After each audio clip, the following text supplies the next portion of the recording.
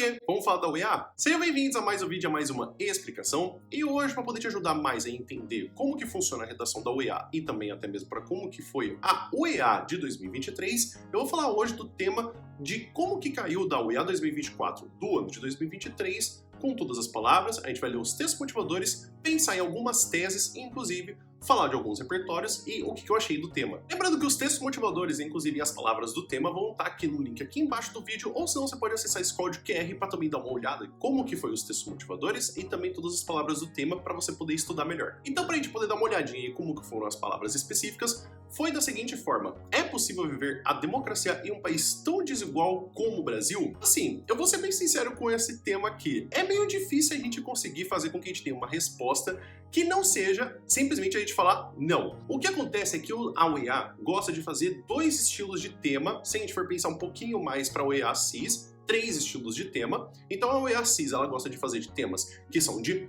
ou, e a gente tem que o UEA Macro, ele gosta de fazer temas que são entre e temas de sim e não. O que acontece é que eu já falei em uns outros vídeos, inclusive eu até falei que eu achava que o tema do ano de 2023 ia ser um tema de entre, só que o que aconteceu foi um tema de sim e não. Então, ainda bem que eu não apostei no tema, porque eu estava mais explicando como são as ideias gerais dos temas. A gente percebe que esse tipo de tema dá pra gente poder fazer com que a gente não tenha apenas a resposta de sim e de não. A gente poderia também ter a resposta de poderia ser ou deveria ser, em vez de a gente falar sim e não. E aí a gente fala como que isso poderia ser para poder acontecer. Então, os temas de sim e de não são às vezes somente sim e somente não. Dá também pra gente poder falar que deveria ser, mas não é, ou poderia ser, mas não é possível. Mas antes mesmo da gente conseguir pensar em algumas teses, vamos dar uma olhadinha nos textos motivadores e começar com o texto motivador número 1. Democracia. Sistema ou regime que se baseia na ideia da soberania popular e na distribuição equilibrada do poder, e que se caracteriza pelo direito ao voto, pela divisão dos poderes e pelo controle dos meios de decisão e execução. No Brasil, afora dois períodos em que não foi exercida com sistema de representação direta, entre 1937 e 45, entre 1964 e 1985, a partir da independência, consolidou-se como princípio e como realidade conforme o artigo 1º da Constituição de 1988. Todo o poder emana do povo, que o exerce por meio de representantes eleitos ou diretamente nos termos desta Constituição. Então, para quem tá achando que geralmente a UEA coloca um tema e espera que você saiba, aqui temos a prova de que não, a UEA nunca espera que você saiba de um tema antes de você dar uma olhada nele. Então, por exemplo, a gente já teve temas como a gente tem o ativismo digital e até mesmo como outros temas que a gente não consegue entender diretamente por só a gente ler o tema. A UEA sempre vai trazer para você informações o suficiente para você poder entender sobre o tema. Então perceba que aqui está explicando qual que é o conceito de democracia para você poder falar se a gente consegue viver a democracia no Brasil ou não consegue viver a democracia no Brasil. Então você não precisa saber disso antes. Inclusive tem até uma visão histórica para você até poder pensar em quais períodos do Brasil você gostaria de utilizar para você poder, inclusive, utilizar de repertório para você. Eu acho que um repertório que é até um pouco mais antigo, que não diretamente fala do Brasil, é o que a gente tem da Grécia Antiga e do direito da democracia. Eu acho que muita gente consegue perceber que na democracia, quando a gente tem em Grécia, a gente fala que o problema é que a democracia ela era para algumas pessoas. Então, apesar do nome ter essa ideia de é um sistema baseado na soberania popular, a gente vê que na Grécia algumas pessoas apenas conseguiam fazer com que se exercesse a democracia. Mas a gente precisa lembrar que a democracia ela evolui com o tempo. Se a gente for parar para pensar, quando a gente vai pensar em 2014, 2012, não tinha banheiro feminino no Planalto. Então, assim, é uma coisa meio estranha de se pensar que uma sociedade que já evoluiu com tanto tempo não tinha algo como, por exemplo, um banheiro feminino. Mas aí que tá, a gente vai atualizando, a gente vai melhorando como sociedade. Sempre que a gente tem política, primeiro nasce de uma vontade de algumas pessoas para que depois a gente vá se englobando todas as pessoas. Então a democracia na Grécia, apesar dela ser muito excludente, hoje em dia a ideia que a gente tem de democracia é para que se englobem mais pessoas. E assim fica o texto motivador número 2. A crise da democracia contemporânea é um dos principais temas sobre o qual tem se debruçado a teoria política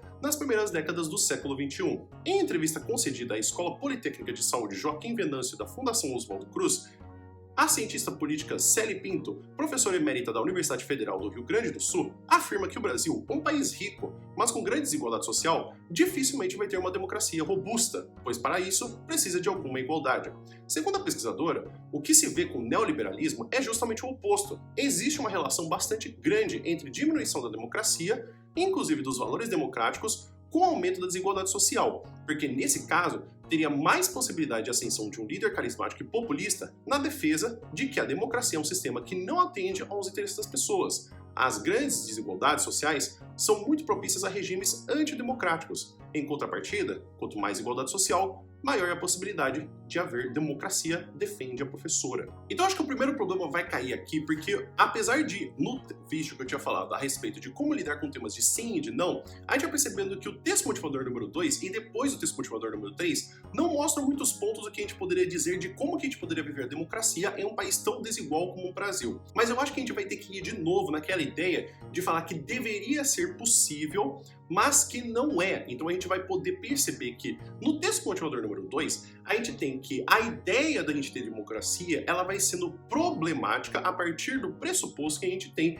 de que quanto mais desigualdade nós temos, maiores as possibilidades que a gente tem de um líder populista que poderia inclusive fazer questões que são de políticas antidemocráticas, mas é aí que tá. No texto motivador número 1, a gente tem que o poder emana do povo, sendo diretamente feito por eles ou pelos representantes eleitos. E aí que tá. Se a gente tem que a visão é que as pessoas estão elegendo pessoas que fazem questões antidemocráticas em um país democrático, será que isso não é o exercício que temos de democracia? Então a gente tem esse paradoxo que a gente fala de democracia. Só que a gente precisa entender como que isso vai funcionando, porque se a gente pode escolher qualquer pessoa, a gente pode inclusive escolher pessoas que não vão dar os nossos direitos que a gente gostaria de ter na democracia. Apesar de ser um repertório muito parecido com o que temos na Constituição, a Declaração Universal dos Direitos Humanos é um repertório bem parecido que poderíamos utilizar nessa redação, já que a gente está falando tanto de Constituição, e a Constituição também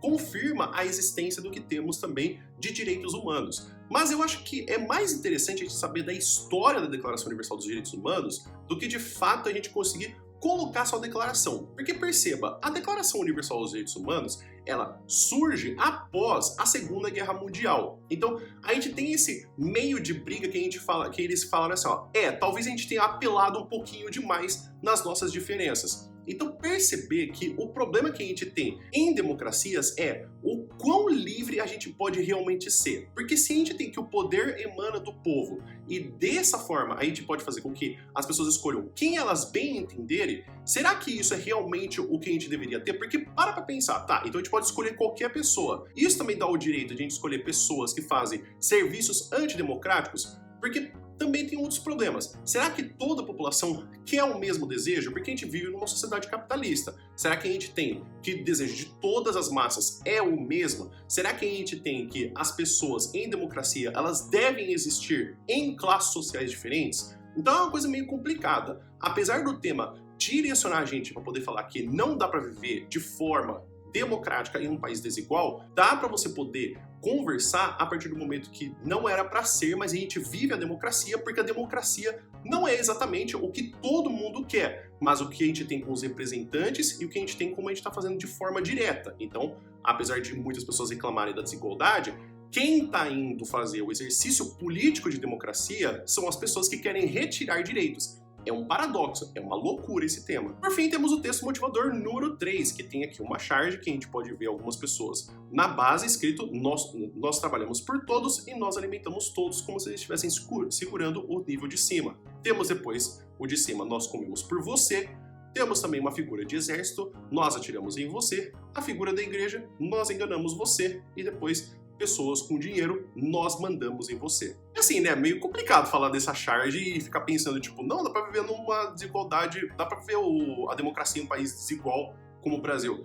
Eu acho que esse tema foi um pouco meio emocionado, né, da criação da OEA, mas assim, eu gosto desses temas porque apesar de estar direcionando para nós que não dá para viver, a gente precisa ainda construir tese e construir repertórios que ajudem nesse tipo de discussão. Então, enquanto tem muitas pessoas que ficam reclamando que, eu não consigo falar do outro lado, ou tipo, mas essa redação tá fazendo com que eu fale apenas de um ponto de vista. Eu acho que uma das coisas que muitos alunos têm de uma ideia errada, que quando a gente está direcionando você para apenas um tipo de perspectiva, cara, o problema que eu tô querendo nesse tema de redação não é para você mostrar que o outro ponto faz sentido ou você me convencer a mudar de ideia. Eu quero que você me mostre que você consegue argumentar, você consegue trazer tese, você consegue trazer o motivo da tese existir e como que essa tese funciona. Então eu acho que muitos alunos não percebem que é mais fácil quando eu tô te direcionando a um ponto de vista para você discutir a partir desse ponto de vista do que você tentar mostrar que o outro lado faz sentido. A OEA não tá preocupada em te ser convencida de mudar de lado. Então, tipo, eu não tô interessado se você sim acha que a gente consegue viver a democracia num país desigual ou que não, a gente não consegue viver a democracia num país desigual. Eu tô preocupado em como você defende esse ponto de vista. Então perceba que os seus motivadores estão pendendo bastante para poder falar que não dá para viver, apesar de que você pode sim falar que dá, ou inclusive falar que não era para dar, mas a gente consegue, ou que a gente deveria ser, mas não é. Então a gente tem todos esses lados que podem ser discutidos. Mas o mais importante é como você defende o seu ponto de vista. E apesar daqui a gente estar falando de democracia, eu acho que uma parte muito interessante do que a gente pode até mesmo colocar como repertório nesse tipo de redação é o que a gente tem da ideia do Brasil colonial. Por que essa ideia? É uma coisa meio engraçada, porque quando a gente vai analisar o que temos de conceitos de colônia e metrópole, como por exemplo o Brasil, ele fazendo questões econômicas, ele fazendo até trocas financeiras de produtos com outros países, sendo que o conceito de colonialismo faz com que tenha apenas troca de comércio entre a metrópole e a colônia, a gente vê que o termo está se estendendo para questões que vão fazer com que você se sinta mais acomodado. Então perceba que esse tipo de discussão que a gente fala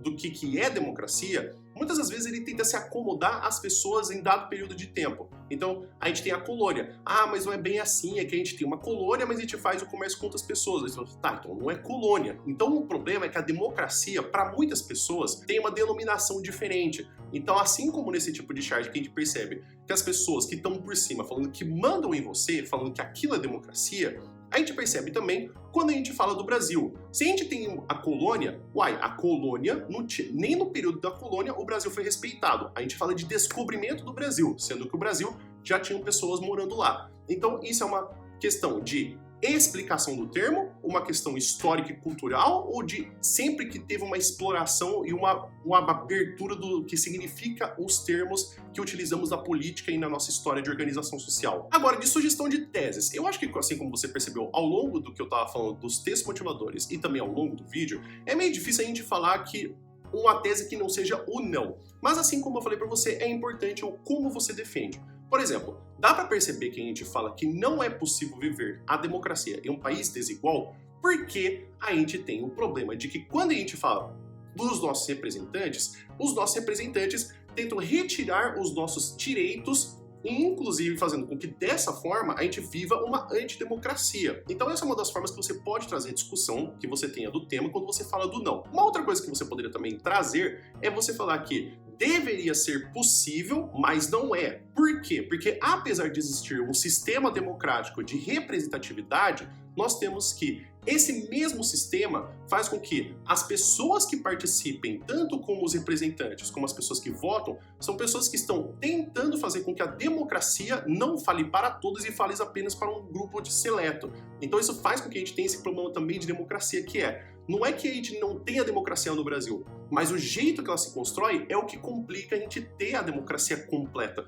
E assim, por fim, eu acho que também um outro ponto que a gente tem também de a gente poder perceber esse tema é falar que sim, é possível viver a democracia em um país tão desigual como o Brasil, mas que primeiro a gente precisa fazer algumas mudanças culturais e um revisionismo histórico de a gente poder dar uma olhada no passado cultural brasileiro, daí a gente poder perceber por que a gente continua ainda mantendo alguns tipos de costume, como por exemplo, falar que a gente tem uma colônia, sendo que a gente não se comporta como colônia, falar que temos uma democracia, sendo que a gente não tem uma democracia de fato, fazer com que a gente perceba que o nosso sistema, ele pode funcionar, mas precisamos mudar alguns tipos de comportamento, então a gente pode fazer com que sim, é possível, mas antes a gente precisa fazer mudanças de comportamento e mudanças políticas para que a democracia seja uma realidade no Brasil ou que realmente ela não tenha esses escapes e o jeitinho brasileiro. Agora, o que eu achei desse tema?